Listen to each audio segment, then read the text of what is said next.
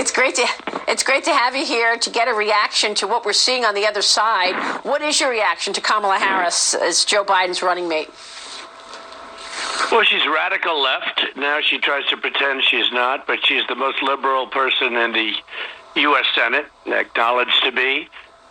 She's done things that are terrible in terms of the police, in terms of the Second Amendment, in terms of everything else. And she is a big taxer, as Joe is a big taxer. They want to tax $4 trillion. It's going to be the biggest tax increase in history by far. It will triple up records, and they're big taxers. It's just something that won't work. You will see a depression, the likes of which you have never seen. You have to go back to 1929. I guess it doesn't get too much worse than that, and you'll just see that.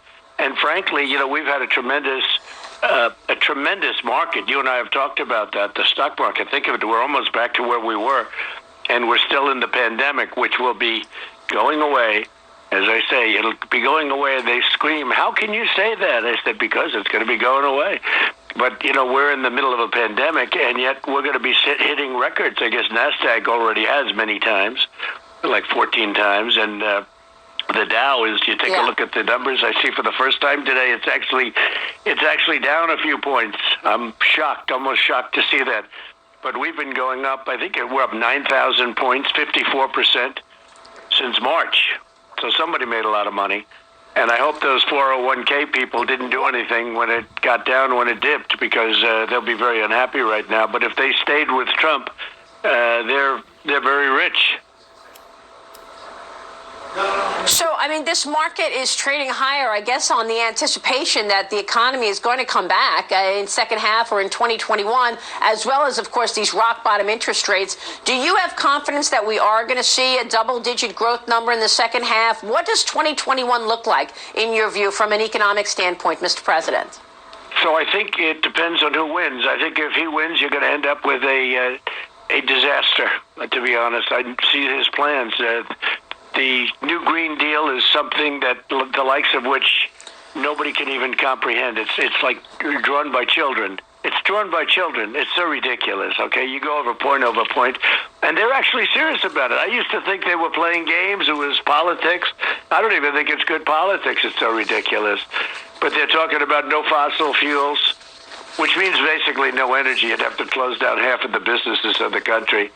You have to rebuild cities because too much light gets through the windows, so let's make the windows nice and small. Let's rip down the Empire State Building and replace it with no windows.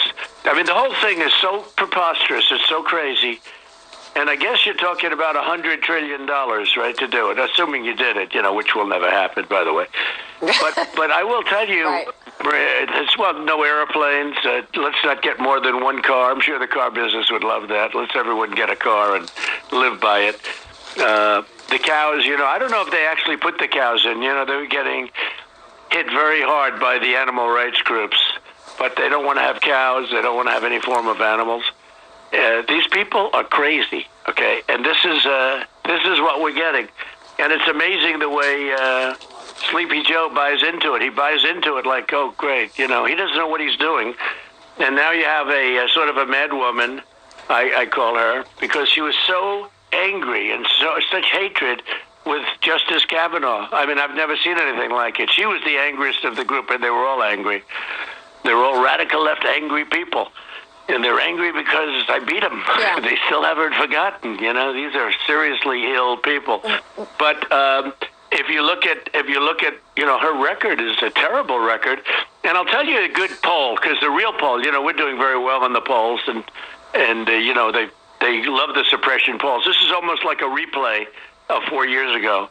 And they said I was going to lose every swing state the day before. He will lose every swing state. It will be a very short evening. Right. Except I won every swing state, every single one of them, and most of them pretty easily. You take a look at some of these swing states, I won them easy. And I got 306. Remember, they said the night before the election, there is no way he gets to 270. Yeah, I didn't. I got to 306 in the Electoral College. Well, so, what? It's crazy. These people are crazy. It's partly because you focused on jobs and you made campaign promises to people about bringing the economy back, which is exactly what happened after the tax legislation, the deregulation, and your policies around energy. But, Mr. President, yesterday, both Biden and Harris took shots at you saying, look, 40 million people are out of work. He drove this economy into the ground. What do you want to say to them, knowing that before the coronavirus, we were talking about the best economy any of us had seen, or certainly in a generation, but today's numbers do not reflect that, and they've got that to throw on you, which is what they're doing. Well, they really don't, though, because nobody's buying it. Look, we got hit by the China plague, and we're not going to forget it. We got hit by the China plague. I built the greatest economy in history, greatest job numbers, greatest stock market numbers, greatest economic numbers. Nobody's ever seen it. I was cruising to election. They weren't even going to be a factor. George Washington would have had a hard time winning. You know that. We were cruising. You had to see the numbers. And it wasn't even going to be a factor.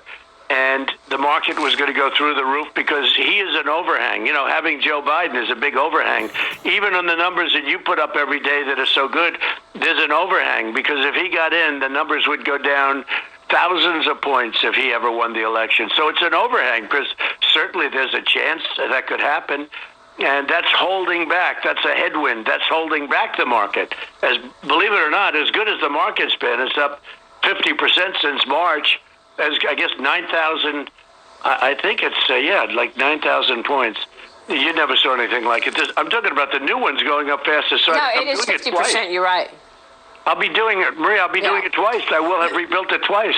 But nobody blames me. Even the radical left crazies out there. This is the first time I've heard this attack. Nobody's blaming me for the fact that the call it whatever you want, the China virus. There's 20 names for it. You have your pick of names, right? I call it generally the China virus. Came out of China, should have never been allowed to happen. But the fact is, this plague came in, and I closed it up, saved millions of lives. Now we're reopening, and I don't know if you saw yesterday, but I put up charts that were incredible. You talk about a V, that's like a super V. And we're coming back strong. Mm-hmm. And my biggest headwind is Biden, because everyone knows that if Biden gets in, this market's going to crash. He's going to build regulations, and his taxes, he's going to tax people $4 trillion. $4 trillion. That will destroy this economy, the likes of which nobody's ever seen before. $4 trillion in taxes. So I don't think, in the old days when you were... Go ahead. Yep. He is trying to say, Maria, in the old days when you were going to build, Mr. President, when you were a politician, you talked about tax cuts.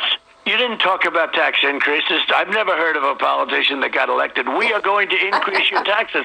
This guy's going around, and I'm not saying, I'm not trying to, I've never seen it before. He got on television 2 days ago and says, no, we're going with tax increases. And I'm looking around, I'm going, maybe we're from a different school.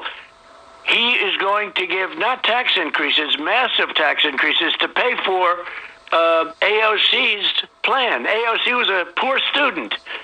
I won't say where she went to school. It doesn't matter.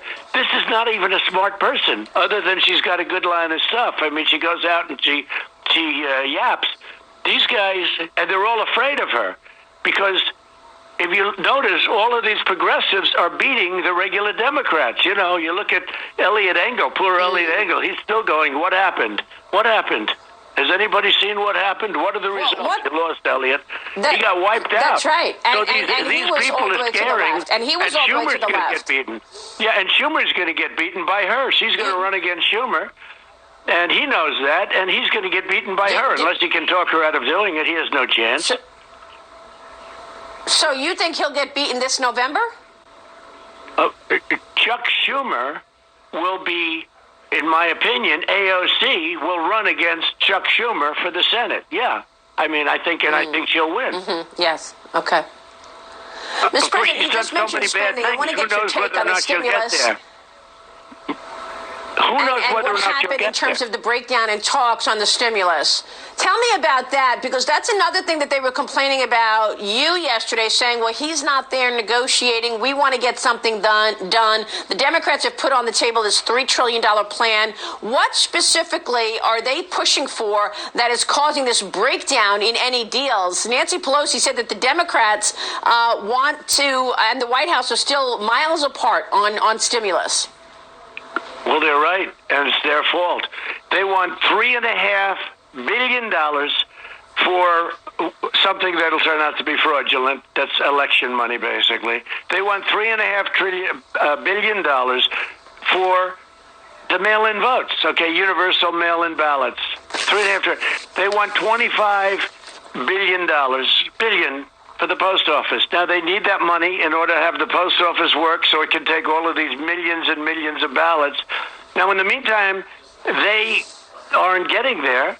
By the way, those are just two items. But if they don't get those two items, that means you can't have universal mail-in voting because they're not equipped to have it. And you see how bad it's been with this Carolyn Maloney scam. She scammed her way into an election. She probably lost, but they said mail-in ballots, it's all mixed up. Patterson, New Jersey, same thing. Yesterday, Virginia, 500,000 applications for ballots got sent to everybody. Nobody even knows. Got sent to dogs, got sent to dead people. Nobody has no idea what happened. They said, oh, we made a mistake. I'm sorry. 500,000 ballots sent in Virginia. How do you feel about Virginia going in there and you have 500,000 phony ballot applications? And this is all over. So this is what's holding it up? They want... No. So, That's Mr. only President, one aspect of it. this is what's holding up money for the American people. They want mail-in votings and they want money for the post office. This is one of the sticking points that's holding back stimulus for Americans during this coronavirus. The Democrats wanting money for the post office for mail-in voting. That's one of them. That's right. How would you like to have, Maria, how would you like to have $3.5 billion for mail-in voting? Billion. So if you didn't have it, you wouldn't. You know how much money that is? Nobody has any idea. You know, people, $3.5 billion. They want $25 billion for the post office because the post office is going to have to go to town to get these ridiculous ballots in. You know, there's nothing wrong with getting out and voting. You get out and vote. They voted during World War I and World War II, and they should have voter ID because the Democrats scammed the system. But two of the items are the post office and the $3.5 billion for mail-in voting. Now, if we don't make a deal, that means they don't get the money. That means they can't have universal mail-in voting. They just can't have it. So, sort of a crazy thing. How many states will be doing it? I know that it's up to the state's legislature. But how many states are going to be doing mail-in voting, Mr. President? A.G. Barr told me that this opens the floodgates of fraud. How many states are you expecting mail-in voting to take place in? Well, you have California where they're sending out tens of millions of ballots. They have no idea where they're going, or maybe they do. Maybe they'll go to everybody but Republicans. But they have California. They have many states where you're going to have... Now, I will say it, we're challenging in court. So it's being challenged by at many different levels. We have many lawsuits out there. This will be the greatest fraud in history. This will be the most fraudulent. This will be almost as fraudulent as Obama spying on my campaign, but not quite. This will be the greatest fraud in history. Well, I'm going to get to that. And then there's the issue around federal IDs. You don't even need an ID in some places to actually vote. Yeah. You need an ID for everything, but they don't want people to have identification to show that you are who you say you are when you go to vote.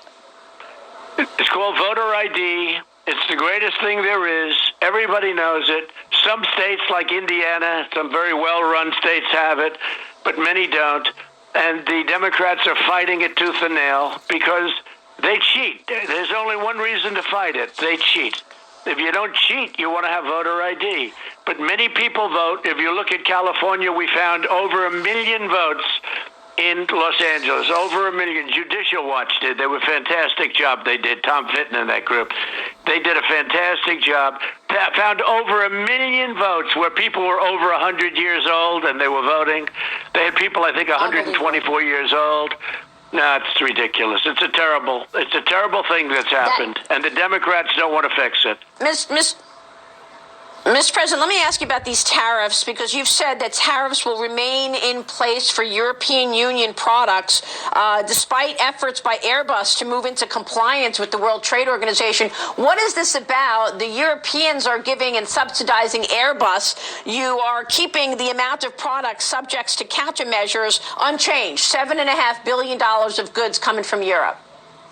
Well, we won that in a lawsuit because they cheated. The European Union is almost as bad as China. You know, everybody doesn't like it when I say that. They say they're our allies. Well, they take advantage of us tremendously on NATO. You know, they don't pay their dues. Germany is delinquent for billions and billions and billions of dollars, and we're supposed to protect them. And they pay a lot of money to Russia for oil and gas, the pipeline.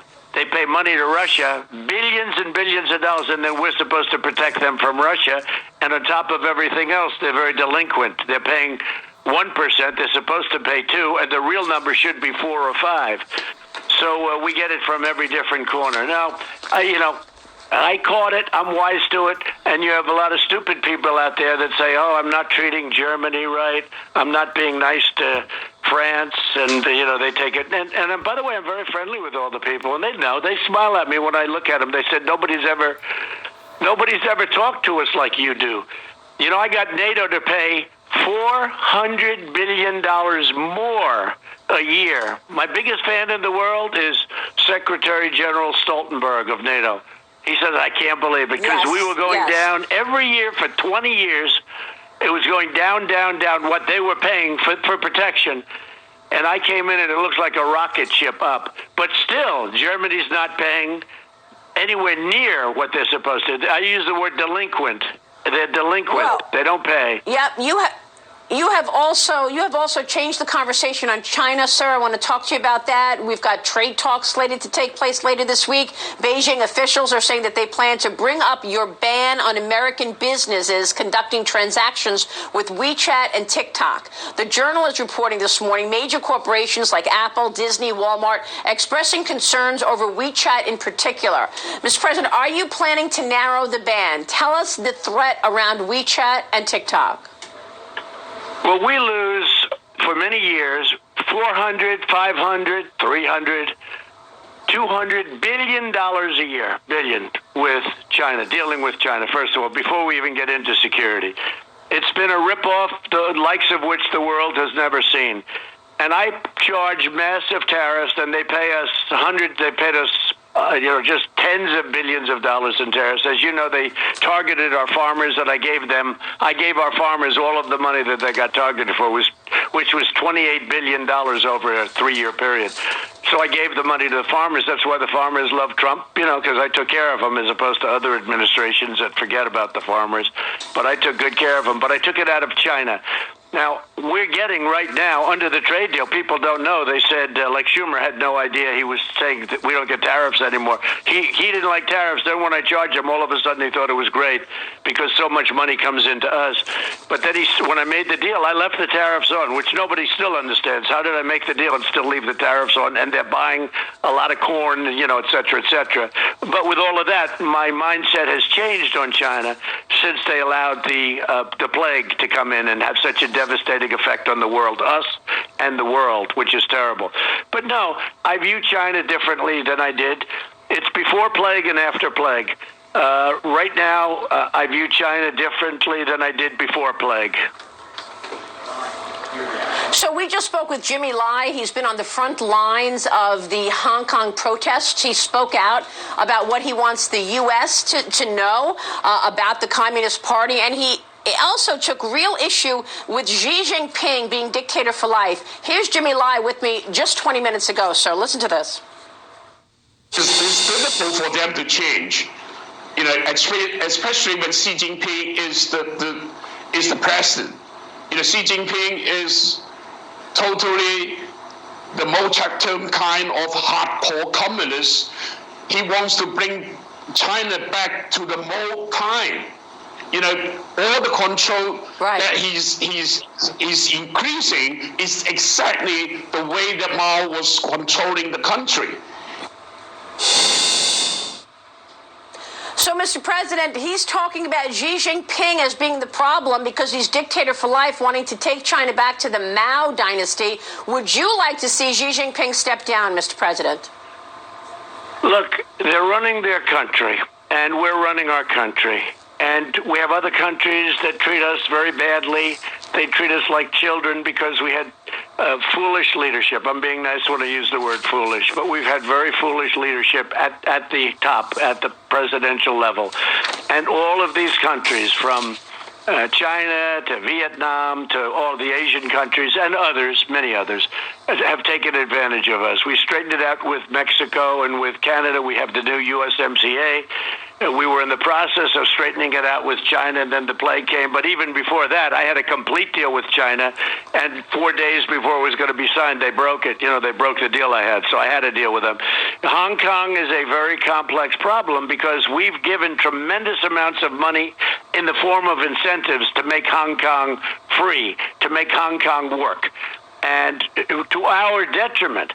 So I have taken all that back, all of those incentives that they had for the Hong Kong market in order to keep a certain amount of freedom over there, knowing they have China looming over the top of them. But all of those incentives, billions and billions and billions of dollars that we gave to Hong Kong, I've taken back now because Hong Kong is, if you use a business term, it's owned by China. So why should I give this to China? Hong Kong can never succeed without those incentives, and Hong Kong can never succeed having China, as opposed to the thousands of geniuses that ran it, having China run it. So what does it mean for the United States in a very practical sense? It means that our markets are going to make a lot more money. They're going to use the New York Stock Exchange. They're going to use NASDAQ. They're going to use our markets. And the Hong Kong markets will go to hell. Nobody's going to do business. Very few people are going to do business in Hong Kong anymore. So we've taken it back, and we are going to make billions and billions of dollars more because we've taken away all of these very expensive incentives. We gave that to them, and I fully understood it, and I still understand. I was okay with it. But once China got aggressive and took it over, I took everything back. Everything's back now. And it will fail. But look how aggressive they are in America. Look at how aggressive they are in America, able to get insiders at corporations, whether it's Harvard and the head of the chemistry department, Cleveland Clinic, Houston Consulate, getting insiders in corporations to steal intellectual property and send it back to the CCP. What happens if Microsoft acquires TikTok? How many TikTok employees will be working for Microsoft and able to send data back to the CCP? Will you allow Microsoft to acquire TikTok? So first of all, the first thing, we have got those people, and they're being prosecuted under this administration. They're being prosecuted, number one. Number two, TikTok, I broke the deal. I said you can't do business in the United States. I also said to Huawei, you can't do business in the United States. And I told our so-called allies that are all over the world, all of which, for the most part, take advantage of us. We have good allies. We have some very good allies, but some are, they take advantage of us because for so many years they were allowed to just absolutely rip us off.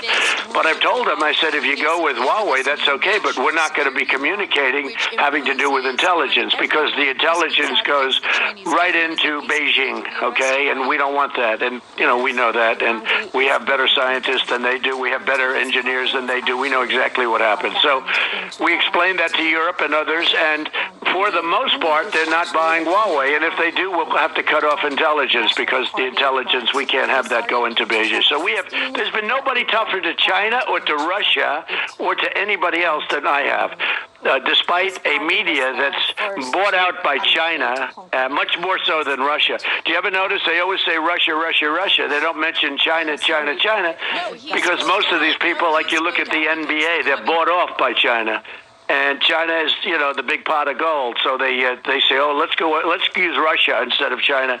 But China is a big problem. And I've made it a much smaller problem. The fact is that with Hong Kong, we're saving a massive amounts of billions of dollars. And it's not going to work. It can't work. It's all based on the dollar. I've made the dollar stronger. I've made the dollar stronger to a point that there is almost no secondary currency. The dollar is stronger now than it's ever been, and it will be even stronger in my second term. And I don't mean just from a price standpoint. I'm talking about the pedigree of the dollar. Unless a Biden gets in with his stupid taxes, he'll tax his country into a depression like in 1929. If you do what he wants to do, his plan, and I've been pretty good. You have to say, Maria, at predicting things, I've been pretty good, including saying I was going to win the election, and I'm going to win it a second time, by the way. Because, one of the reasons I'm going to win a second time is people have made a fortune with me, and they don't want their 401ks going down by 75, 80% or more, and that's what's going to happen. Regulations and taxes. He's going to regulate everything, put everything back times 2. I cut more regulations than any president. So what are you going to do in the second term? We're going to continue cutting regulations. You talked about capital gains tax cuts. You've talked about payroll tax cut. You've talked about more deregulation. What are the plans for the second term agenda, Mr. President? Well, I've done the payroll tax cut temporary. This is a temporary payroll tax cut, but this is a very substantial positive jolt to the economy. I'm going to do a capital gains tax cut to 15% in second term. We're going to get it down to 15. It's at 21. We get that down to 15%, and I'll get that done easily. We're going to take the House. I believe we're going to take back the House because Nancy Pelosi is stone cold crazy, and I think we're going to take the House, and that's upon, I don't make a statement like that very easily. But we're going to take, otherwise I'll look very bad, but we're going to take back the House. We're going to hold the presidency. And we're fighting very hard in the Senate, I'll be honest. The Senate is tough. We have a couple of people that aren't as supportive of Trump as they should be, and those people are going to lose their elections. If they don't support Trump, they lose their elections. It's a very simple element. Look at Haggerty in Tennessee. He was a Trump guy, and he just became, or he will become very shortly, the senator. He won the primaries the other day. You look at all of the things that have happened, but the ones that don't support, and I'm just talking, take a look, the ones that don't support, and you have a few people that want to be cute, and I think they're going to lose their elections, and that's a problem for the Senate. Do you believe school choice will be an issue this upcoming election, given the fact that we are in this shutdown? And this is a big issue for minorities in particular. Well, the unions own Biden. He doesn't even know it. Joe doesn't even know he's alive. But the unions own Biden. They own the radical left. They own Pelosi and Schumer. And they will do anything for the unions, including destroy the future of our children.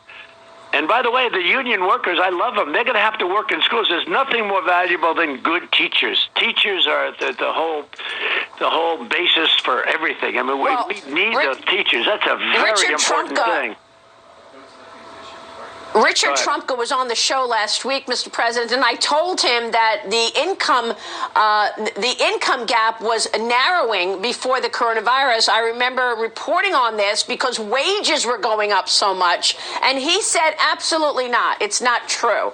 Can you talk to us about what was taking place in terms of the income gap and wages before this coronavirus? Because I was communicating this just the other day to Richard Trumka, and he said it's not true. Look, he totally controls Nancy Pelosi. In fact, when we did the USMCA, he had to sign off on it for her. She wouldn't do it unless he signed off, and he's a good guy, but he's a union guy. He's good, but he's a union guy. He does what he can do. But if you look at really what was happening before, this country was coming together before China sent over the plague. This country was coming together because of success. Somebody said, how can the country heal? I said, one word, success. And it was happening. You know that. It was happening. We were getting closer.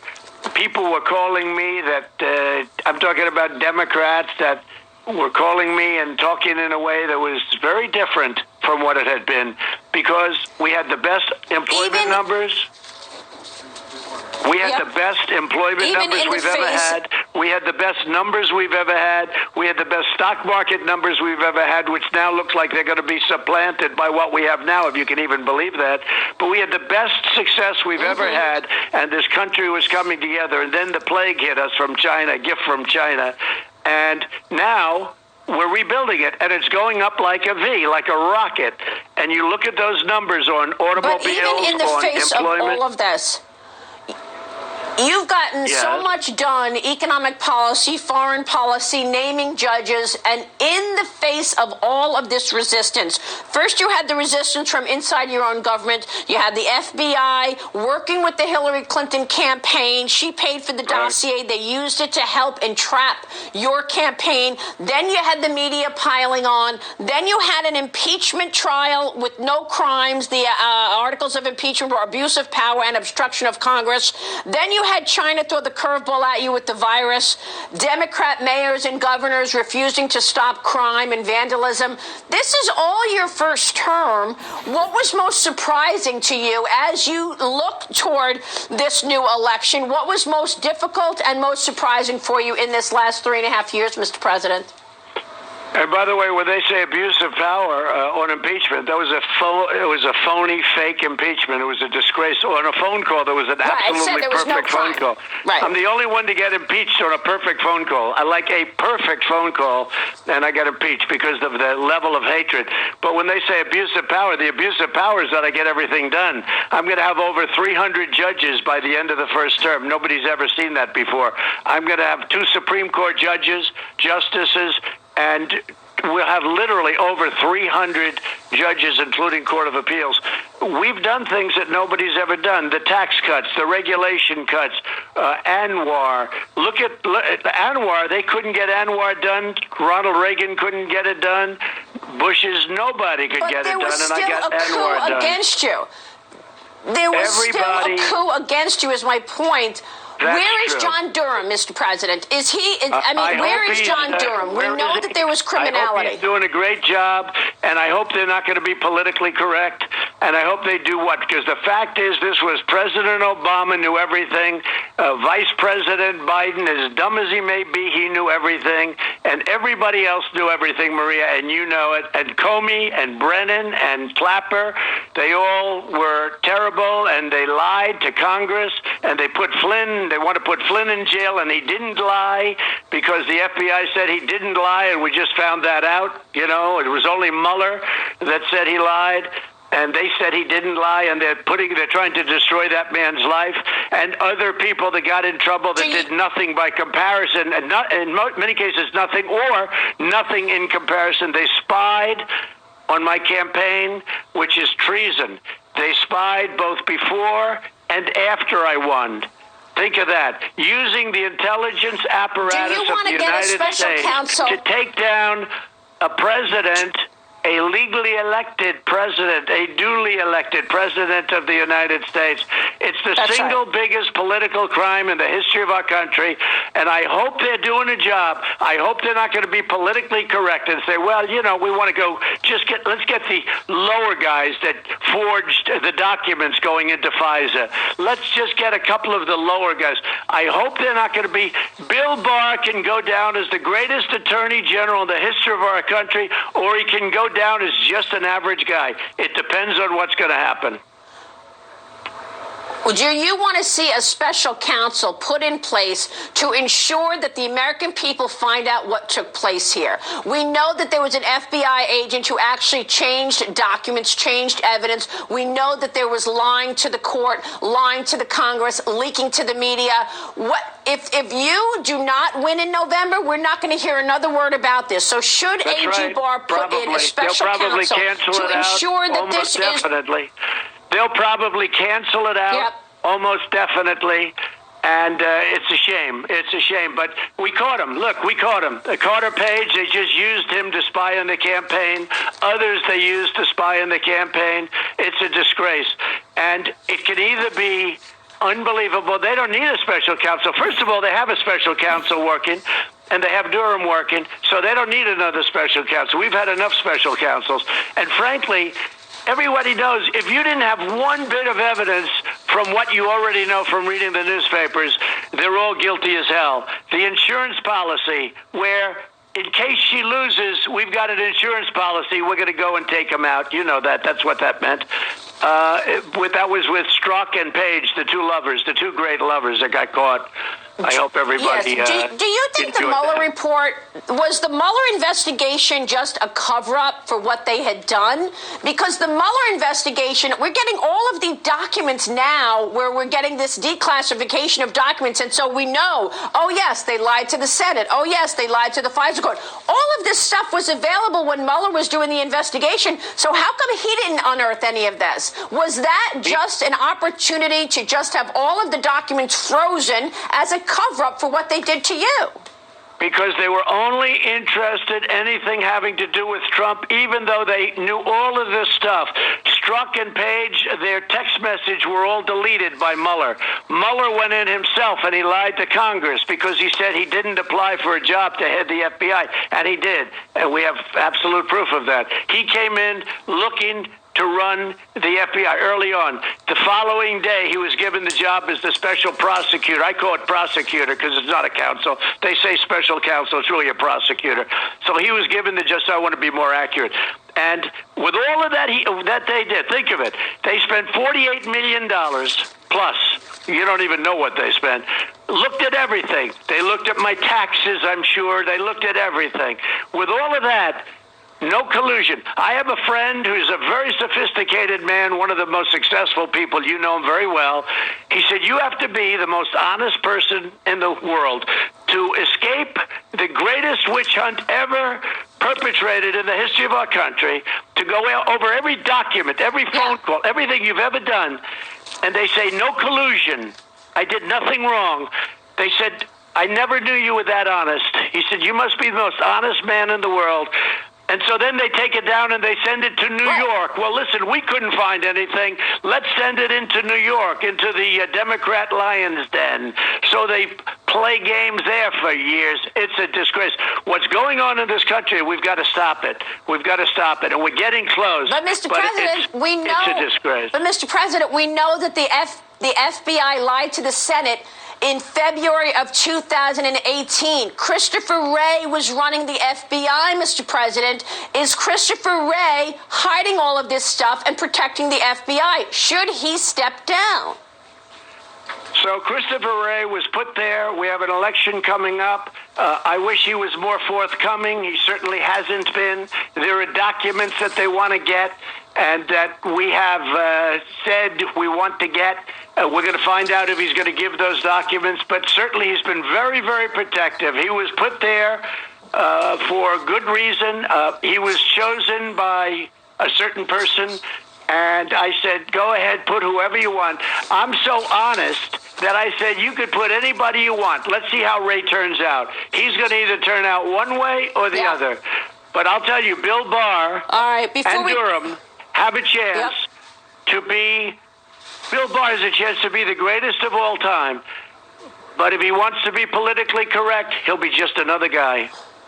Because he knows all the answers. He knows what they have. And it goes right to Obama, and it goes right to Biden. They had the meetings. That was one meeting they caught him. They had many meetings. That's right. We have it all on a timeline right here. And, Mr. President, I know that we're going to be wrapping up soon, but I just want to get your take on these debates. There's this movement now in the media trying to get Joe Biden to not debate you. And then you announced yesterday initiatives to help get kids back to school. If you could just touch on these two topics before we wrap up here, sir. First off, are you planning these? Are we going to have a debate, you and Biden? Well, I want a debate. 3 debates? I would say the only problem with the debates is we should have one debate. Move it forward, have an extra one. I don't care. 3 debates is fine, or make it 4. But we should have one before the ballots start going out. These phony ballots, they go out, and we should have a debate before the ballots. We have a debate a month after the ballots start going out. So people are voting without seeing the debate. So I think they should move one debate forward or have an extra one put it. But I want to do the debates. And they are trying to get out of the debates. There's no question about that. I have people that are very good at this stuff. So am I. And I will tell you, they would love to get out of the debates, unfortunately. Yes. Yeah. Well, I mean, look, you have debated pretty aggressively in the past. You've also announced yesterday initiatives to help get kids back in the classroom. Tell me about that. This includes sending 125 million reusable masks. Go ahead. I want to get the schools open. They should be open. The children, if you look, statistically, it's incredible how strong they are. Their immune systems, they're incredible. We have to get our schools open. We have to get our country open. And a lot of the reason it's not happening is because blue state governors, if you take a look at some of the Democrat governors, they don't want their state open because they think that hurts me on November 3rd. And I think people are wise to it. Our country is going to be stronger than it's ever been next year. We're going to have one of the best years, maybe as good as last year. It's incredible what's happening. And when you look at the numbers on cars, on everything, retail sales, you look at the employment numbers, we set a record. We're going up despite the Democrats. This is like I built the wall despite the Democrats. Now nobody wants to talk about it anymore.